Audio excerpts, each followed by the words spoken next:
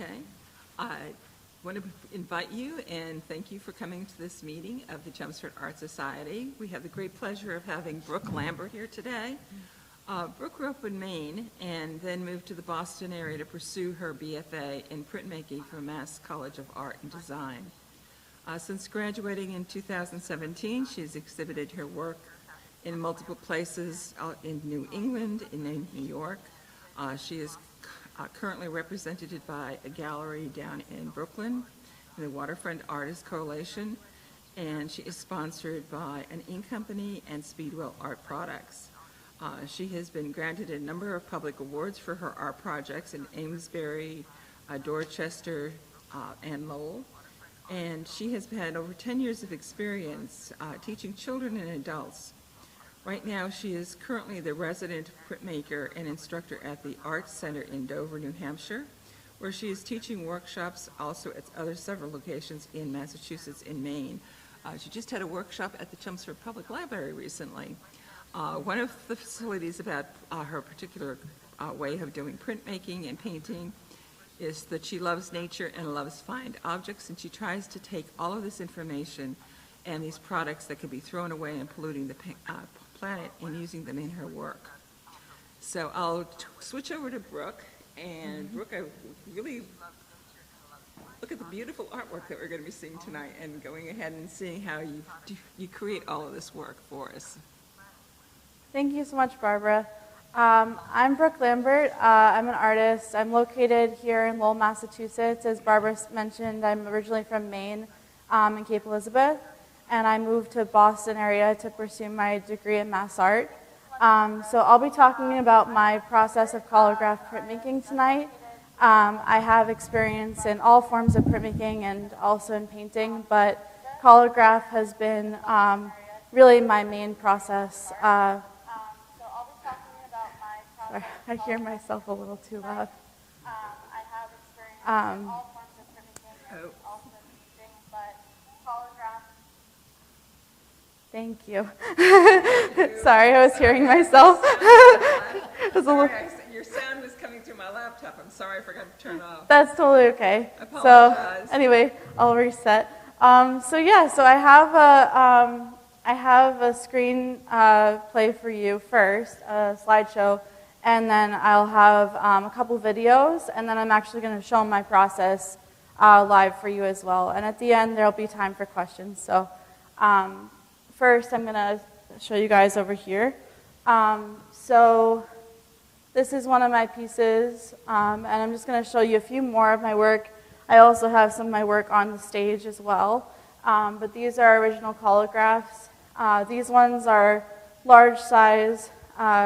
You can see the sizes listed there, but just to get you a sense of the type of work I do first. And these are all original collagraphs painted with gouache. At the end, I'm happy to leave these up so you can see more, but just going to go through them fairly quickly right now. Do you want to mention that you have a show over at the Parish Art Center right now? Yeah, that's a good thing to mention, isn't it? Yeah. So I have a show called Aqua Terra at the Parish Center for the Arts. A really great artist, Kurt Hans, is my show partner.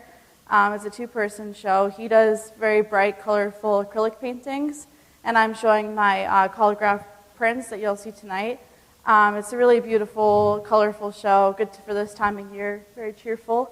I'm going to be there in the next 2 Sundays in March from 12 to 2 p.m. So if you are in Westford, come see me. Okay. And so if you're in Westford, go to Western Avenue. Yes, and I'm at Western Avenue. Yep. Studio 447. So, all right. Yeah. So these are some collagraphs. These are my larger scale pieces. As the size that you see here, 24 by 36. All right, so types of printmaking. I know a lot of you are artists because I know basically everyone who's here. But there are a few different types of printmaking. Intaglio, relief, and silkscreen. So are 3 of the types that I know and have done a lot of. Collagraph is a type of intaglio printmaking. So intaglio is really a process where you cover a whole surface with ink, you wipe the ink off, and what's left is really what remains in the cracks and crevices in your plate. So I'm going to go through that process once I get started, but this is a collagraph plate, so you can kind of see that if I covered the whole surface with ink and wiped ink off, it would really get stuck in a lot of those spots that you see. And I'm going to start passing out some so you can actually feel them and look at them as well. But that's just to show you what type of printmaking I do. Collagraph printmaking is often taught as an introductory course. So a lot of colleges, even a lot of elementary schools will teach it, and middle schools to kind of get people into like how to build something and make a print from it. It's usually a very beginner type method, but the reason for this is very simple. It's a very tangible, tactile process, and they're very accessible and easy materials to buy. You can even use a lot of recycled materials, which I do a lot of, as Barbara mentioned, but you don't need a lot to be able to make a collagraph. So it's something that's taught in schools quite a bit. And collagraphs have a few different types. So this is a plate that was made using a leaf. Plates using materials like fabrics with holes, different materials. I've done both. I still do both. Now I use a lot of found materials, but I've also used natural materials as well. So that's one type of collagraph. So those are collagraphs made from materials. Another type of collagraph, carborundum collagraph. So there are some artists who do these really beautiful carborundum collagraphs. One of my professors at Mass Art, Caterina Coelho, she makes gorgeous carborundum collagraph prints. And that's using grit and sand to basically make a mixture of different textures. So from light to dark, you'll have very fine grit to very rough grit to get your dark and light textures. So that's another form of collagraph. And I do use that within my plates as well. It's just not the only thing I do. So that's an example of a carborundum collagraph that's just carborundum and no materials added. This is a print by Doc's Thrash.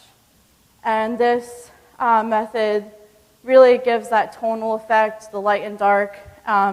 The heavier the grit, the more it will hold the ink. So I'll be talking about that when I get started with how I print my plates and make them.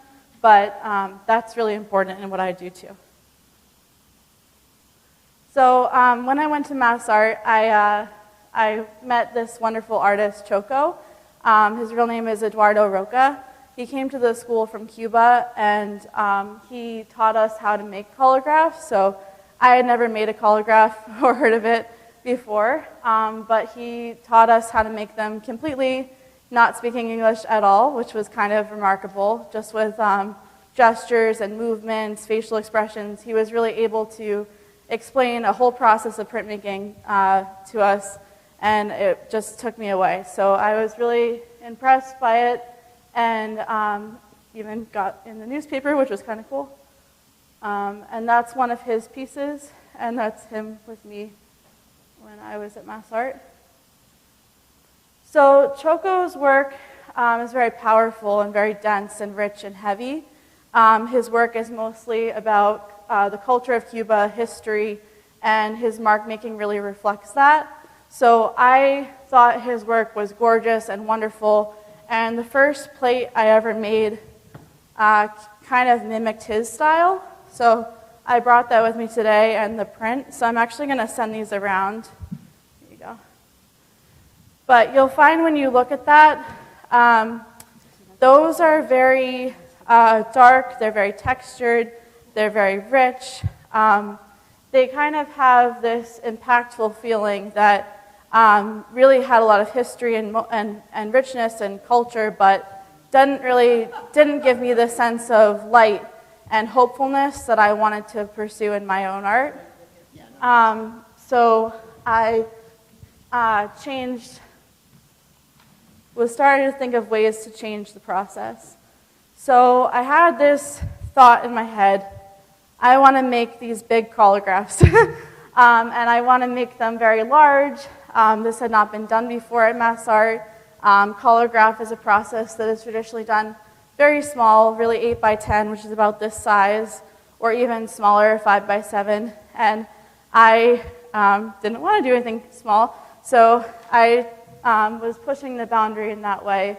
I also wanted my collagraphs to have transparency in the ink, so the light of the paper would shine through. So really that hopefulness, that cheerfulness that I think people resonate in my art now. I really wanted my collagraphs to be something that brought people happiness. So to get that lighter effect, I knew I'd have to really change the inking process. I had never made a collagraph this large at this point, nor had anybody I knew.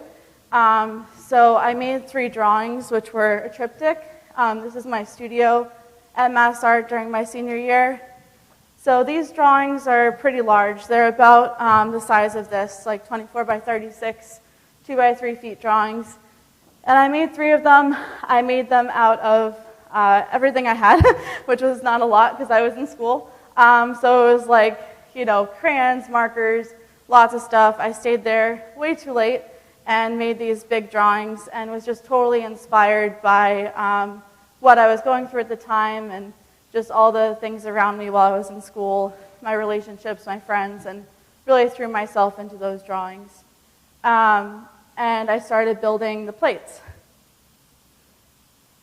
So I was repeatedly told by my professors, don't do this. This is a bad idea. No one has done collagraph this large. They've only done it this size. It will mess up. It will break the press. Something's going to happen that's terrible. And I just thought that was so funny. I still think it's funny. And I just didn't really want to listen to them.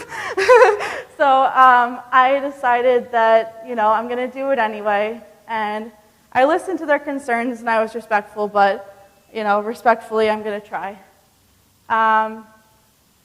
So I printed them, and that was my first 3 prints. As you can see, that's pretty big. Those are 3 prints stacked on top of each other. So I think I was kind of making a point, but I hung that up, and my professors walked in, and then they walked out, and then they walked back in again, and were very kind of taken by the fact that it had worked. So I was happy I took a risk. So I learned by that taking risks is important in art, and I'm happy it paid off and I didn't break anything. So that's remained my primary medium since. I really just love the making of it, every part of the process, the building, the inking, the printing, and the painting I do afterwards. It's really gets me a very full and rich way of working, and one that allows me to both be a sculptor and a painter and a printer. So that's something that I really love about it, which will make more sense when I explain more about it. So this is just my artist statement. I don't think I need to leave that up there. Later during questions, I can come back to it in case people want to read this stuff. But honestly, Barbara said a lot of it already. So, from your website. Yeah. Yeah. So I'm just going to skip right over that stuff. All right. And then I'm going to find one thing for you guys. So let's see if I can make this bigger. Nope, that didn't work. There, it's bigger now. Is it bigger? See if I can make Apple it. what? F for full screen. Apple F? Apple F for full screen. Okay, thank you. There you go. Awesome. Can you still hear? Okay. All right. So I'm about to play a video that basically explains my process in printmaking from start to finish. That is because I do not have a press here to show you the entire process, but this video does a really nice job of that. It's made by my fiance, Ken Almquist, and I'm going to play it for you now. Hi, I'm Brooke Lambert. I'm a printmaker and painter from Cape Elizabeth, Maine. I now live and work in Lowell, Massachusetts. My primary medium is collagraph. and most of my prints are inspired by the ocean. First, I collect materials to build a low-relief plate out of gesso and mat board. These materials are often things like string and netting, things that you'd find that wash up on the beach.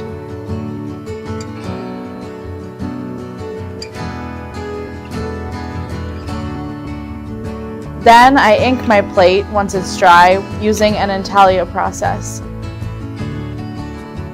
I cover the whole plate with ink and then I rub all the ink off, almost all of it off, so it only sticks in those crevices on the materials. Then I cover my plate with cotton rag paper and run it through the press, and the result is a collagraph print.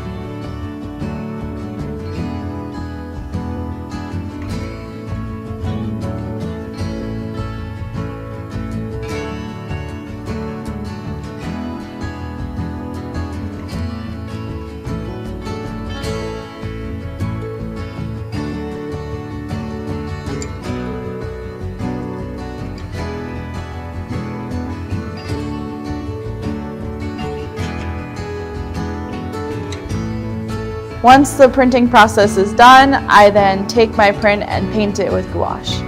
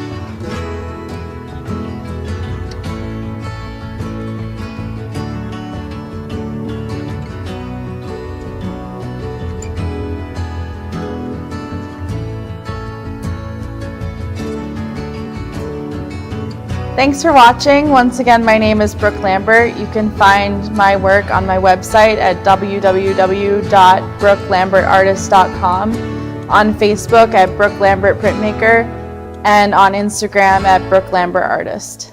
Thank you. Brooke, I have a comment. Can you lower your voice a little bit to see? Yeah. I'm getting some feedback, not as good quality with the sound. And just wondering if we could have you not quite as loud with the mic there. Sure. I don't know how to turn it down, but I'll try to talk. Okay, I just have, okay, we're going to be okay, because I just have Dan making the change. Okay, that's cool. Thank you. All right. I will just pass out. These are different collagraphs. These are the plates themselves. And I'm just going to talk a little bit over here about how I actually ink them and how I make them. So I'm going to be showing you with this one, but as they come around, you'll be able to see it closer up for yourself. So basically, I use different materials like netting, string, different types of fabric that have holes in them, all different types of found materials. So basically, I attach those with gesso. Gesso, for those of you who don't know, gesso is a tacky white substance that's basically made of acrylic paint and adhesive. It's what you use to prime canvases if you're a painter. But because of that adhesive, it actually holds my objects into place, and once they're dry, they really stay in there. So those of you who are here in person can kind of feel those are pretty solid objects. They're not moving anywhere. So that's how I make the plates themselves. The plates are also made on mat board. So mat board is basically just heavy, nice cardboard, but sometimes I even use the back of notebooks or anything that has mat board in it. Basically everything you see about the plates are recycled materials. Sometimes I do buy the mat board, but basically everything is recycled aside from the gesso. I mentioned carborundum collagraph before. So carborundum is something I add the grit to my gesso to get those different grit textures. So it's kind of easier to see actually in this one over here, but you can kind of see that this has more texture to it than this. So basically, the areas that I want to print darker, I add more of that grit, more of that texture, and the areas I want to print lighter, I'll add less. So those are basically like a tooth, like it holds the ink. So that's about building the plates themselves. And when I'm like making the plates, I really add like a ton of gesso to my materials. It's very messy and really sculptural. Like I'm really building and using my whole body when I make the plates. So I really love that about it. Something I really missed. I thought I was going to miss out on at Mass Art is being able to do sculpture, and I really love sculpture. So I was really excited to find this medium that allowed me to do both a sculptural process and a printing process. So I've got a question. Yeah. On that blue picture, there's something shiny in the, is that I'm not sure which part you're seeing. Is it this? Yes. That's just a piece of ribbon that I found with holes in it. And it's just not completely covered with the gesso, I guess. But yeah, there's all different stuff in here. Because I was wondering, can you use plastic on that? Is that netting at all plastic, or does it have to be? It is plastic. It's a great question. Yeah, I use basically things like how in my artist statement, things that could end up in the ocean, like I use a lot of like onion bags, clementine bags, you know, stuff that's really trash, you know, things that people are going to throw away. But I like saving them. So there's a lot of plastic, there's a lot of string, you know, there's a lot of odds and ends. This is like the inside of like a raincoat, I think, you know, like something that was being thrown away or donated. So there's all sorts of stuff in here. Hole punch holes for the little dots that you see. I have a little hole puncher. So very different. So yeah, creative and recycled materials.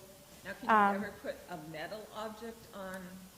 That's also a great question. No, you cannot put metal on this because the press drum is metal. So if it goes through the press, it can actually damage the drum of the press and the blankets on the press. So no metal. But yeah, anything soft, and you'll see if it's hard probably for anyone on camera to see, but for you guys to see, like it's very low relief.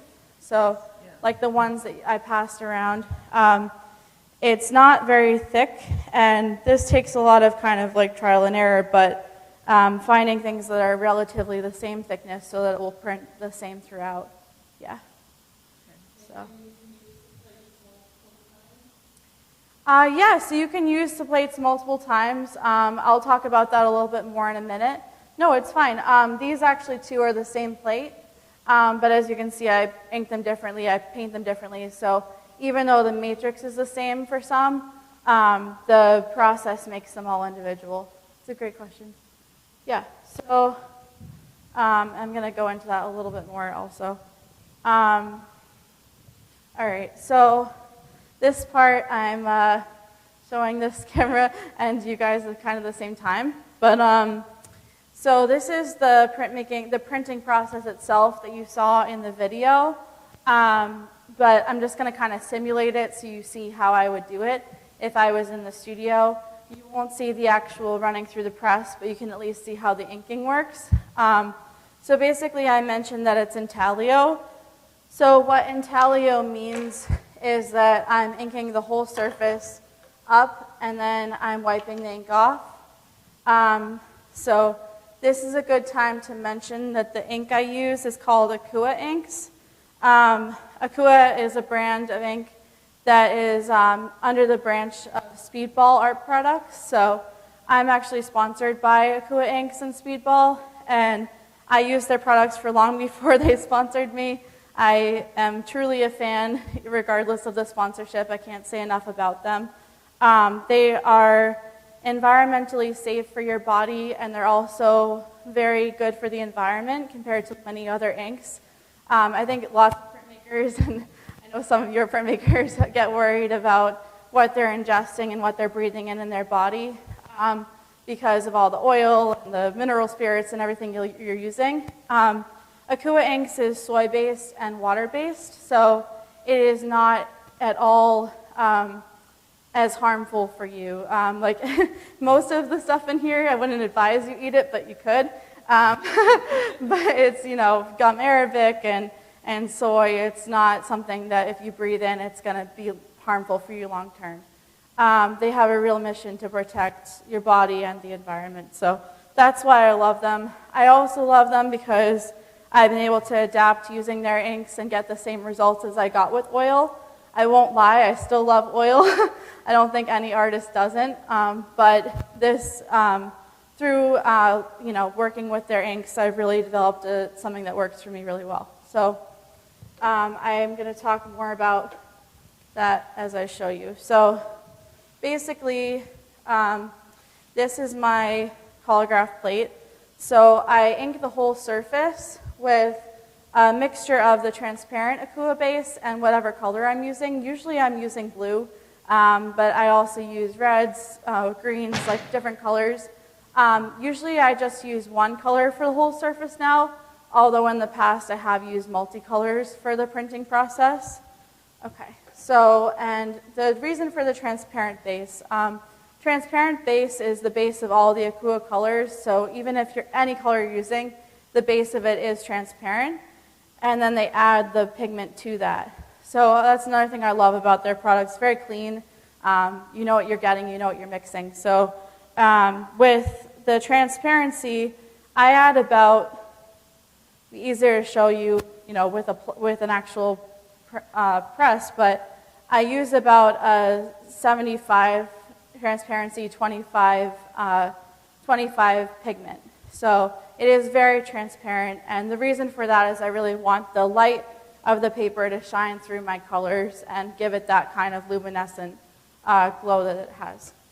So I use that, I use the ink, and then I also use their blending medium. So their blending medium is very thin.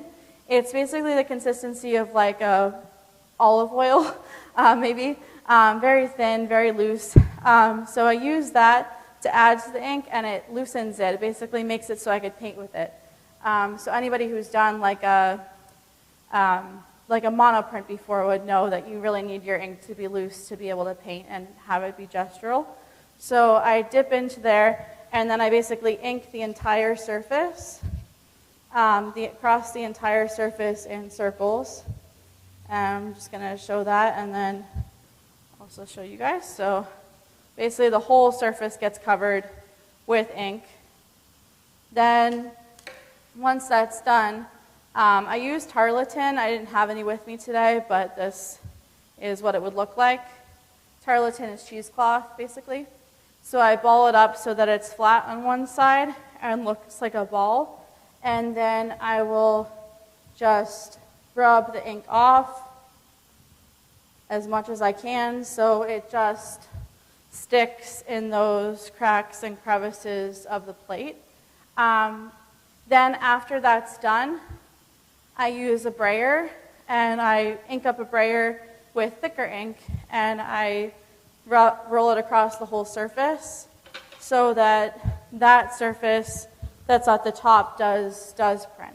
So you'll see in some of the prints I have, like this one, for example, some of the raised areas did print with that lighter blue. So that's the idea, is that some of it prints, some of it just the details, and some of it just the raised parts. And then afterwards, I paint my prints, which I'm going to show you that part too.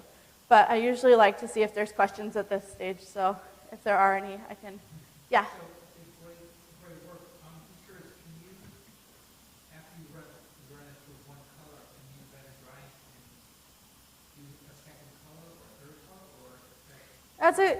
Great question. He asked if I run it through once, am I able to then add another color and do it again, and how many times can I do it?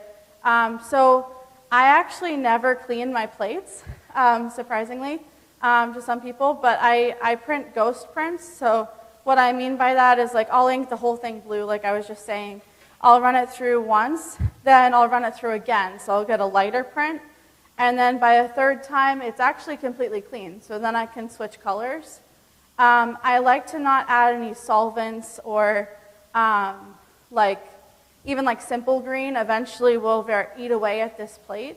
So I actually clean my plate through the process of printing it. Does that answer your question? Okay.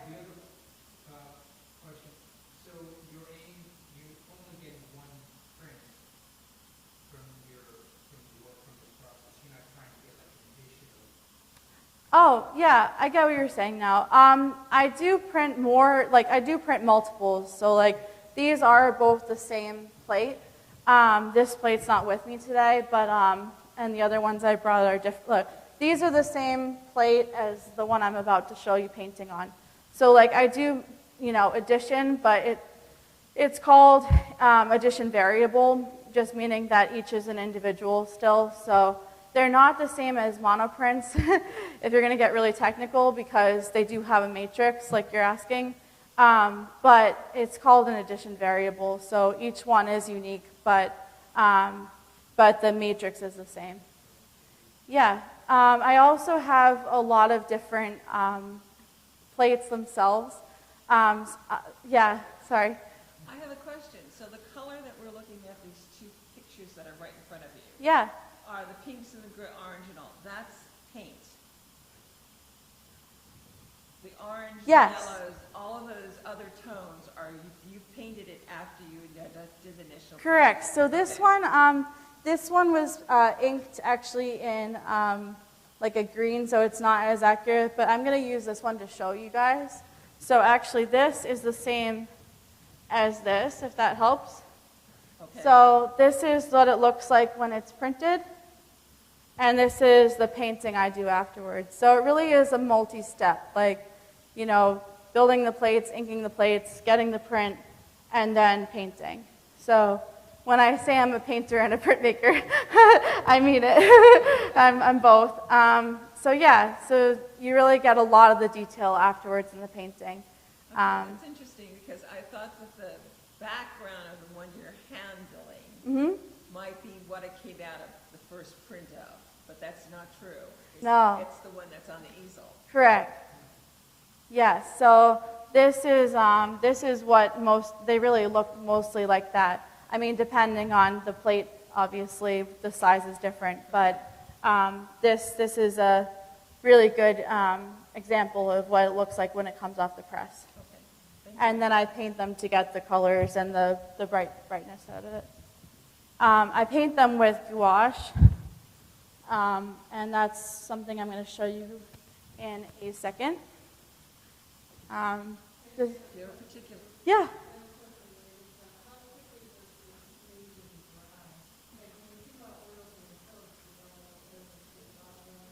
Yeah. So that's a great question. For most printmaking inks, they do dry quicker than Akua. Akua does not dry quickly at all. It actually dries usually over a couple days. If I was to leave my cap off on my ink overnight, it would stay wet and ready to use in the morning. I actually had a friend at an old print shop who would do that because she thought it was funny. But basically, it doesn't dry that quickly. I like that about it because sometimes I use that to my advantage. It's malleable. So if I'm painting and I want something to blend, it actually is kind of cool. Other people don't like that as much if they're trying to be detailed, but as you can see, I'm not meticulous in that way. So I really like that about it, but it's a good question. Now, yeah. What kind of acrylics are you using on here? Are there just acrylic paint, or is it's Liquitex gouache, which I put that away already, but it's called Liquitex gouache. Yeah, it's Liquitex acrylic gouache. I tend to just do Liquitex now because I find that their colors are super bright and pigmented. And I do water them down significantly with water. I use them more as a watercolor than a gouache, but their colors last me longer, they go further, and their pigment is just so intense that I love it. Yeah. So maybe they'll sponsor me too. So these are the colors I normally use. So I'm just going to put this over here so that people at home can see it too. But I use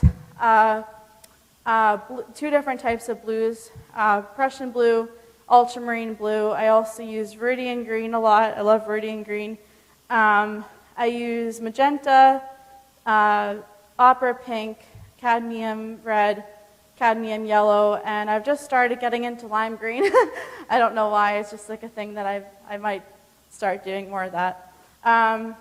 But those are the kind of typical colors I've been using. I'm switching to do more, I guess, I just haven't really figured out how to say this out loud yet, but like for your home type paintings that aren't so bright and spunky. More ones that are like a little bit toned back with the color, but more rich. So the ones that I posted recently on my page, you might, if you follow me on Instagram, or if you will follow me on Instagram, you'll see that basically those ones are much more toned down in color, but that's intentional and kind of a direction I'm heading for a different body of work.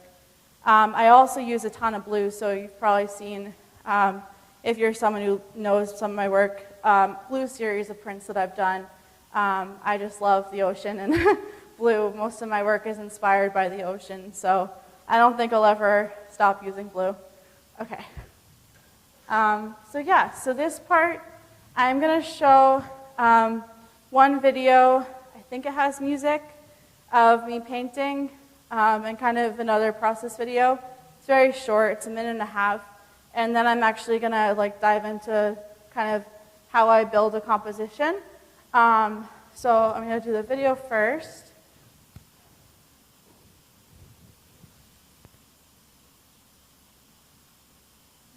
Anybody else have any questions while she's doing that in?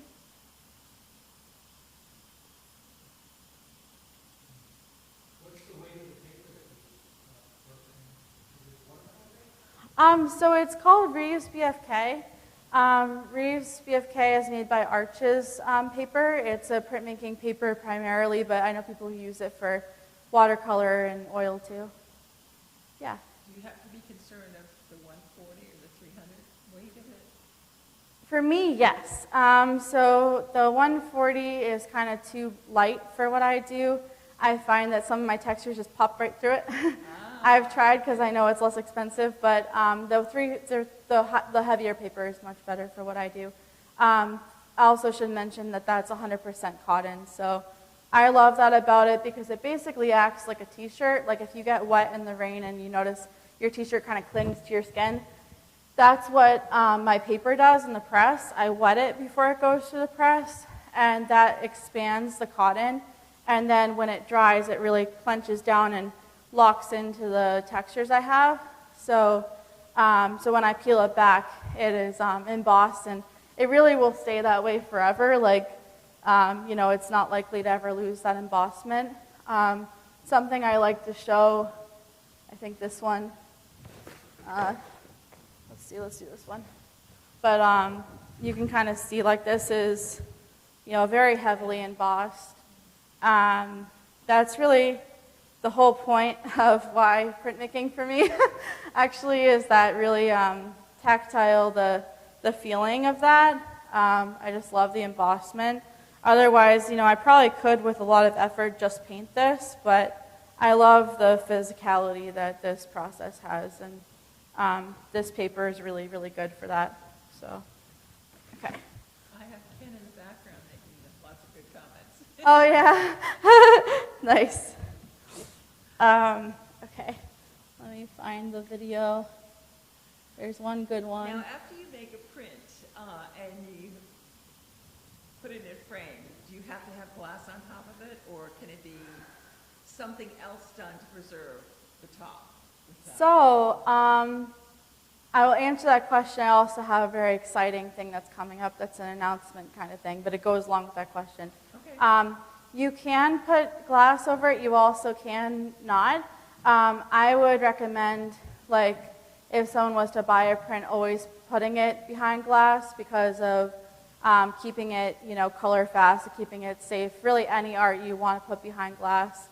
And glass matters. I actually currently work for a frame shop, and glass definitely matters, the quality of glass for light protection. So I would put my prints behind glass, but I also have hung them just on their own in shows, just like, with magnets. So I kind of like them without glass, but for protection purposes, yeah. One thing I'll say that part later, never mind. I'm just going to show the video, and then I'll see the next thing later. But, okay. This is just a really short movie. Let's see. And, all right. It has sound, so maybe it will do that or not. Not sure if the sound will work or not. Let's see.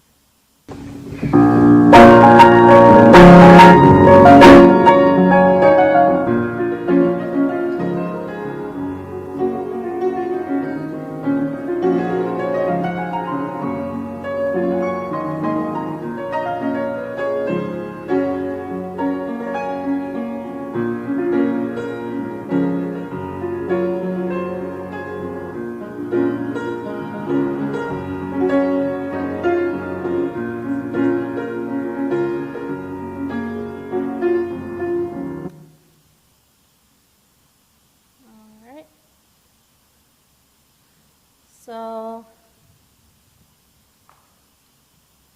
yes, that concludes computer time.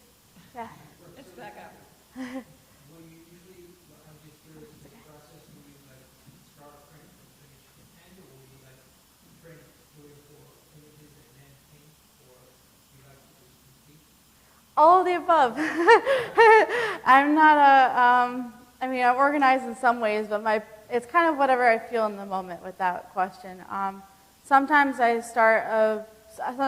literally print and paint the same day. Sometimes I print 3 prints at once. I actually have a video up on my Instagram right now. I was painting 4 prints at once on the same page, about this big, but the 8x10 size. So sometimes I find that helps my compositions be better if I think about it multiples. For bigger ones, like this one actually is a good example. This one I know took me at least a few weeks. So it's, and then there's ones where if I'm really in the moment, I can finish it in 3 hours. So I would say it's all over the map. Yeah. Yeah, so that's basically it for the computer stuff. I'm going to see if I can unhook that. Plug the video, yes. There you go. Okay. So. You're at 7:45. Awesome. So this part here, and I think, yeah, just for time, if you have questions, just interrupt me, because at this point I'm just doing the painting. So yeah, if people have questions, they can just shout them out. But like I said, I use gouache. And I really think about kind of the colors that I'm going to use for the whole composition. I base my prints a lot off of things I'm thinking about, people I'm around, times of day, the music I'm listening to. Music is a really big part of my work. I listen to all sorts of music, everything from instrumental music to singer-songwriter music to heavy metal. So I'm all over the map with that, but based on what I'm feeling, what I'm thinking, and also based on nature and the ocean, botanicals, that's how I make my work. So First of all, I always kind of lay out like a general area of color. So I know for this one, planned a little bit that I want the bottom to be more blue and green tones. So you'll see like I really do like a lot of transparency first. So I'm not really,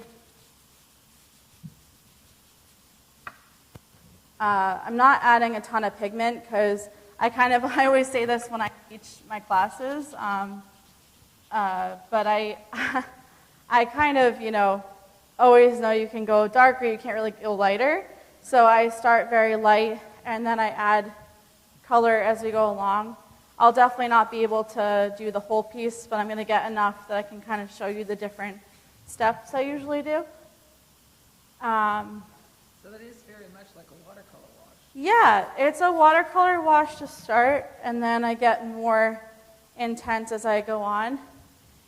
Usually I use a lot of drips, a lot of kind of blending between colors, so I'm mixing right now. You can't really see, and if I lift it up, it's going to mess it up, but I'm mixing my Viridian Green with Ultramarine right now, and, adding that.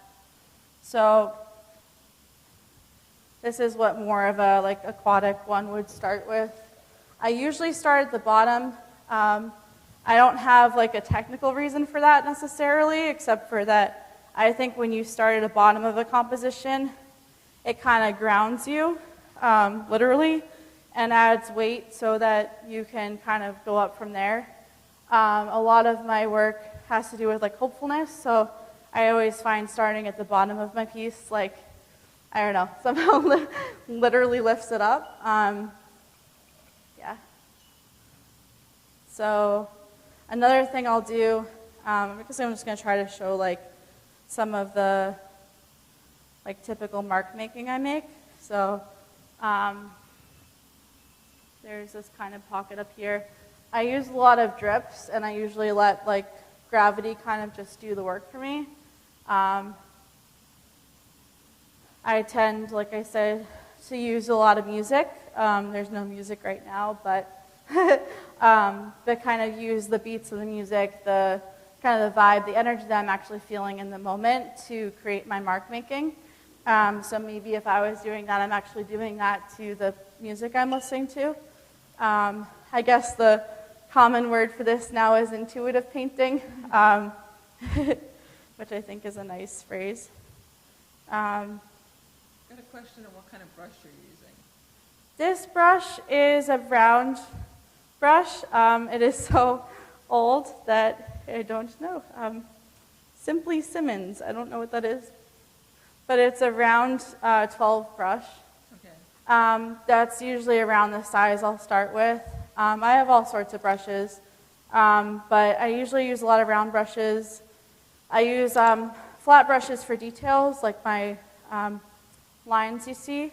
And if I have a really big piece like that one, I'll even use my painter's brush for the big parts. Yeah. I'm in there doing all sorts of crazy stuff. So yeah, I mean, definitely, I use all sorts of brushes. But I don't have a specific brand for brushes, if that was the No, it wasn't. question. It was just more like, I didn't know if it was a watercolor brush or something. Oh, okay. It's a Bristle brush or synthetic. synthetic. Yeah. I never use real natural hair brushes. That's really because I find they break down quicker. And because I use a lot of brushes for both painting and for printmaking, and I use them for both. I don't want my brushes to break down quickly. So yeah, synthetic brushes. Yeah.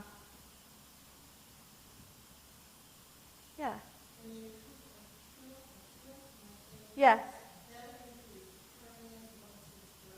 It is, yeah. It's color fast, it's permanent, it's archival. Once it's dry, it's definitely not coming off. Not once it's dry, no. Which I think is good, actually, because Yeah, it won't do that. I mean, if it got really saturated, maybe, but yeah, no, it's just like any other ink in that way. Yeah. So yeah, I'm gonna just like show, this is my flat brush now, but I use a lot of kind of like hash marks to mimic the marks within it already. So you can kind of see that in some of the finished ones. Some of them are literally printed, whereas some of them are mimicking those marks. So I try to basically go with what is already there to maintain that natural feeling of it.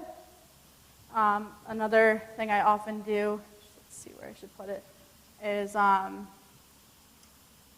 this kind of mark.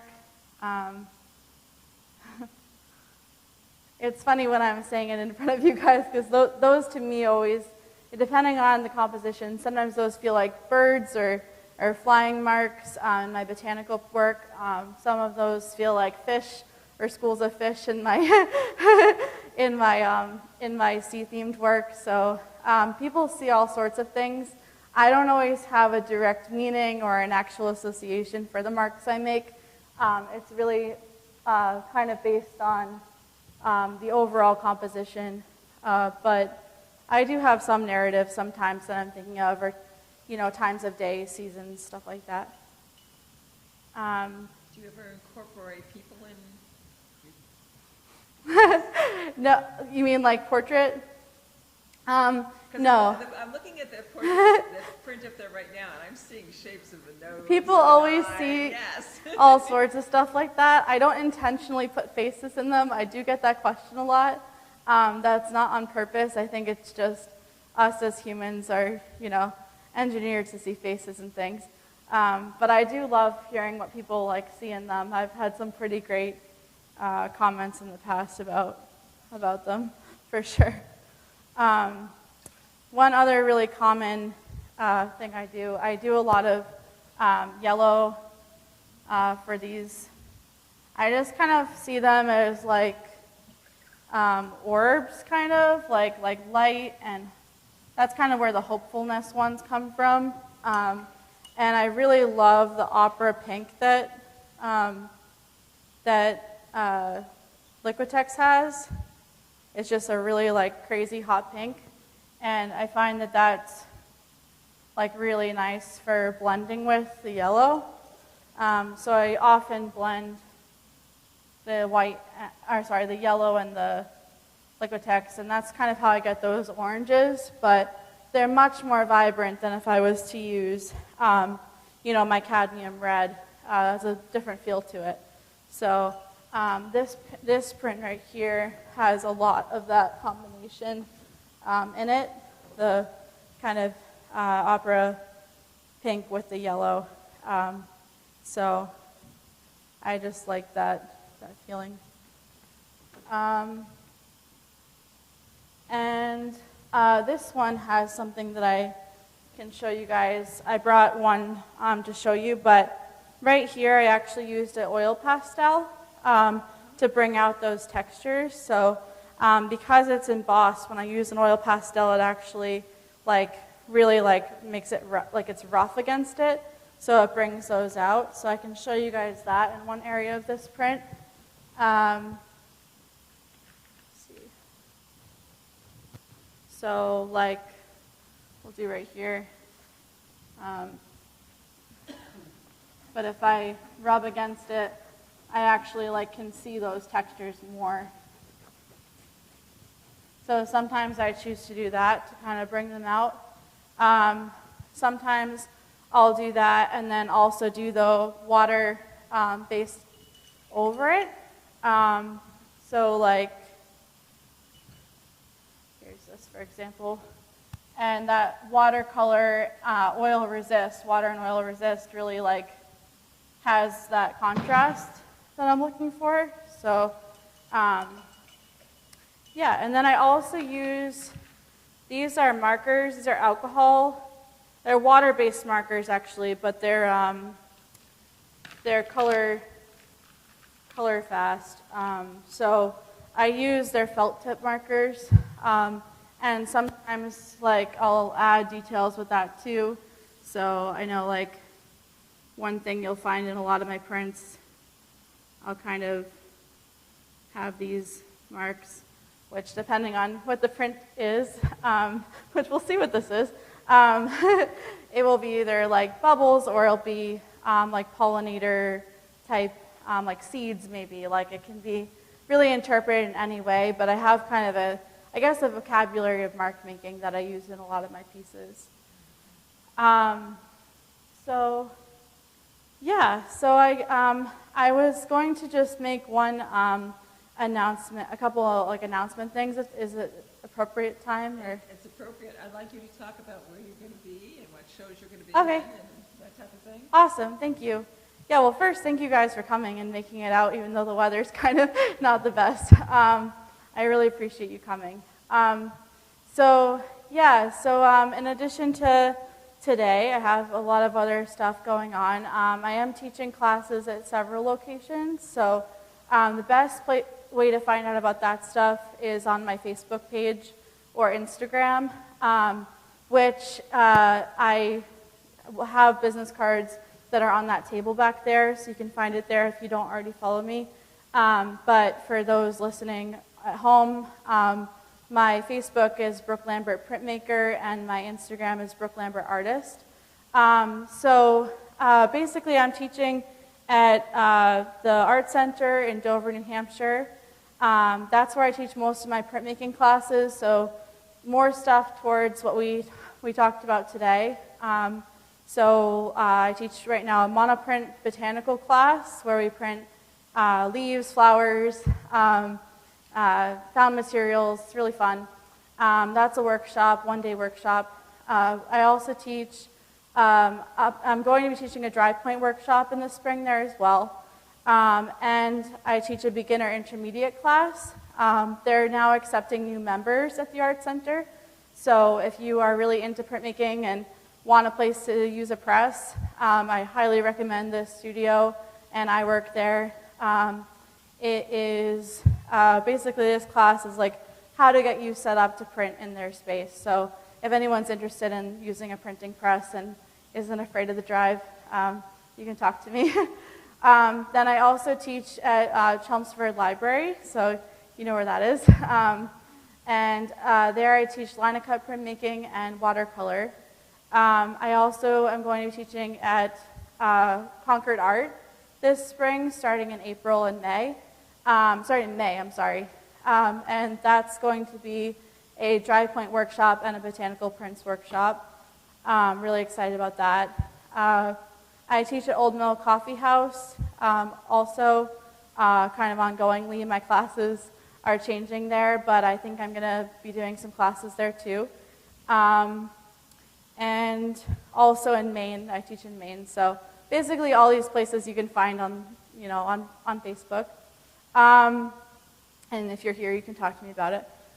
I also have a really exciting show coming up that is going to be in Newburyport at the Firehouse Center for the Arts. So it's my upcoming solo show.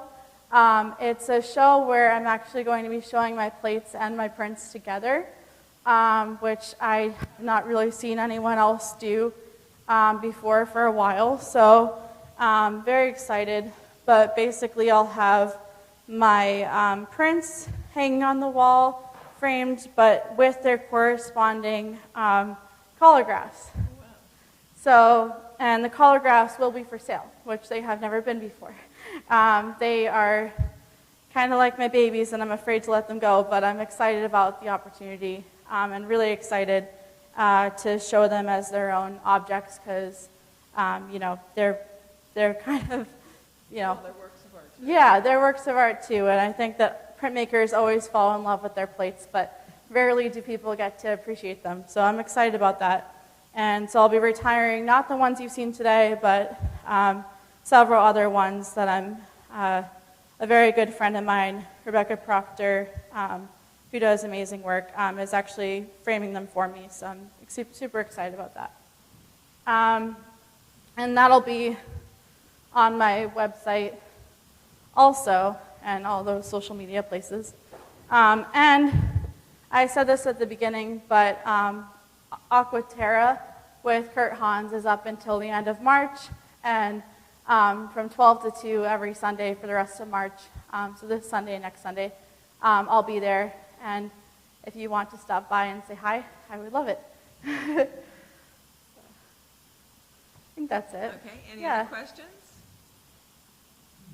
Either in-house or from the audience that are remote? Yeah. I have a question. What Sure. was the process that you became sponsored with these, with that brand? How did I become How sponsored? did that come about? So this is like really lucky, honestly, but I like tagged them and everything on Instagram. Like I tagged at Akua Inc.'s their page, and they noticed, and were, you know, sharing my stuff. And then a friend of mine at the art center, Diane St. Jean, she's a wonderful artist, kind of like encouraged me, you really should like look into this and see if they would like do anything with you or partner with you. So I emailed them, and they were just really excited and offered me the sponsorship. So they're sponsoring my classes, so I get a lot of, help and support with that, and yeah. Yeah, congratulations. Thank you. Yeah, it's really exciting. I did not expect that. I was looking for like maybe doing demos like this for them, and then they offered me that. So it was pretty surprising and exciting. Thank you. Good. Anything Yeah. else? So, Brooke, you see yourself, but is there another type of printing process you might be trying, or Can you So- repeat this question? Yeah, he said that is there another type of printmaking process that you might be interested in trying, or something like that comes next? I think that's a wonderful question. It's kind of a funny answer. So I think, I don't know, but we'll see how the collagraph plates go.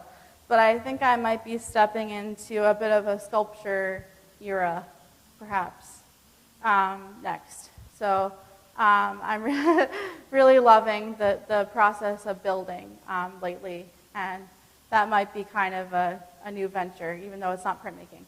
I have tried all different types of printmaking. When I went to school at Mass Art, we learned everything, etching, photo etching, relief, woodcut, linocut, silkscreen, lithography, down the line. So, and I do love etching. I think I'm probably going to get more into that because I'm starting to teach dry point. So I think teaching dry point might make me want to get more into that again. Yeah. Do you ever print on fabric? I do print on fabric. Mainly I print on fabric for my linocuts, which is another thing I would like to get more into again. I just taught a linocut workshop at the library that was really successful, and I think we printed on greeting cards for that, but I'm thinking doing t-shirts or handbags or something, scarves could be really cool. So yeah, that might be something I do soon. Yeah. Yeah. Thank you for asking that. I would love to do that. I've had trouble like getting signups, but that's something I really want to do. What Deborah asked is there any way that I could teach classes at Western Avenue Studios? I have a studio there, Studio 447, and I'm there every open studios, which is the first Saturday of the month from 12 to 5. I'll be there in April. But yeah, about the classes, so the problem with it is just getting the word out, but I'm trying. So the answer is I really want to. They have a wonderful teaching space, and if I can get the signups, then I will absolutely teach there. If any of you have any ideas about how to get the word out about that, I would love your advice. So, yeah. Okay. Well, I'm going to thank Brooke for a very great presentation and Thank you. an amazing amount of Thanks. Thank you. Okay, Dan.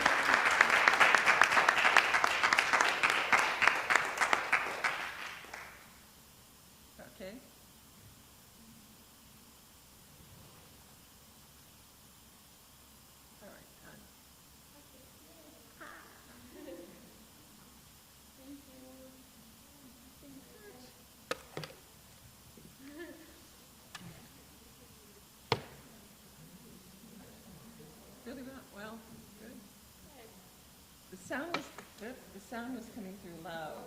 Yeah. And that was part of my problem. I forgot to turn my sound off.